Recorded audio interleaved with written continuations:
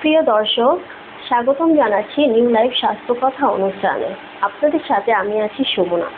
দর্শক, আমাদের আশেপাশে এই গরমে বেশিরভাগ পরিবারই একটা রোগ বেশি দেখা যাচ্ছে, সেটি হলো জ্বর।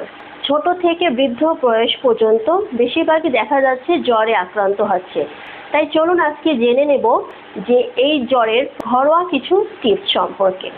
আমাদের ভিডিওটি না টেনে শেষ পর্যন্ত দেখুন। আসুন তাহলে জেনে নিই আমাদের এই জ্বরের কিছু টিপস সম্পর্কে। দর্শক, আমরা প্রথমেই জানব যে জ্বরের আসলে কারণ কি কি।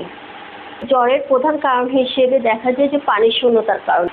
এই গরমে আমরা অনেকে আছি যারা আমরা প্রচণ্ড পরিমাণে ঘামি, যার কারণে আমাদের শরীর ভাইরাস এবং ব্যাকটেরিয়ায় আক্রান্ত হয়। এছাড়াও জ্বরের অন্যান্য কারণের মধ্যে রয়েছে শরীরে ঘাম বসে যাওয়া, রোদে পোড়া, ঘাম বসে গিয়ে ঠান্ডা লেগে যাওয়া। চলুন তাহলে আমরা শুনে আসি এরকম সমস্যায় জ্বর হলে আমরা ঠিক কি কি করব। বাড়িতে বসে আমরা এই জ্বরের ঘরোয়া টিপসগুলো নিতে পারি। এই জ্বর থেকে বাঁচতে হলে আপনি প্রতিদিন সকালে 1 গ্লাস উষ্ণ গরম পানির ভিতরে 1 চামচ লেবুর রস এবং 1 চামচ মধু মিশিয়ে খেতে পারেন। এতে করে আপনার জ্বর থেকে আপনাকে যেমন রক্ষা করবে এবং আপনার শরীরকে খুব চাঙ্গাও রাখবে।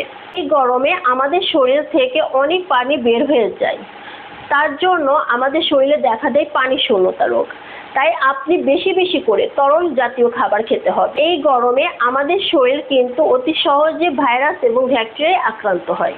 তাই আমাদের শরীরের ইমিউনিটি পাওয়ার বাড়াতে আপনি বেশি করে শাকসবজি এবং ফলমূল খাবেন। আপনি যদি জ্বরে আক্রান্ত হন তাহলে ঠান্ডা পানিতে তোয়ালে ভিজিয়ে আপনার শরীর বারবার মুছে ফেলতে হবে। এতে করে জ্বরের তাপ আপনার শরীর থেকে নেমে যাবে। জ্বর যদি বেশি হয় তবে অবশ্যই আপনাকে একজন চিকিৎসকের পরামর্শ নিতে হবে। নিজে কখনোই ফার্মেসিতে গিয়ে একা একা ওষুধ খাবেন না। এক্ষেত্রে অবশ্যই আপনাকে চিকিৎসকের পরামর্শ নিয়ে ওষুধ গ্রহণ করতে হবে।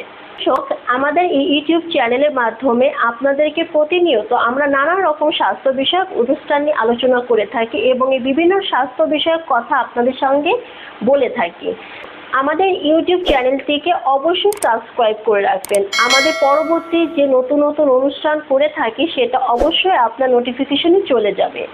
তাই আমাদের চ্যানেলটিকে লাইক করবেন, কমেন্ট করবেন এবং অবশ্যই বন্ধুদের সাথে শেয়ার করবেন। শেষ করছি আজকের মতো নিউ লাইফ স্বাস্থ্য কথা। আবারও দেখা হবে আপনাদের সঙ্গে নতুন কোনো পর্বে স্বাস্থ্য কথা আলোচনায়।